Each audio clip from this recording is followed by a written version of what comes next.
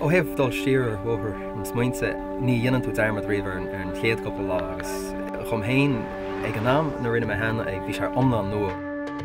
Is cuimhnam bheith chónéirbhíseach agus bhíoh mé a áilteach dechar bheith fólam na línta ach an istá 50 bliain taithí am so tá sé simú ar ghuisin.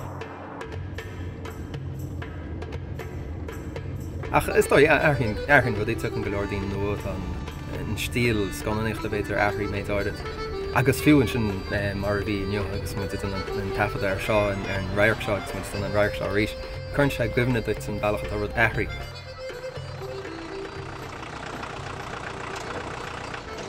So, Jason, céir dí ceapan tú? Nach sé go hálainn? Sorry, I suppose. Go leor blianta caite ach blianta simúla agus go leor feici ar na blianta sa tuairmach.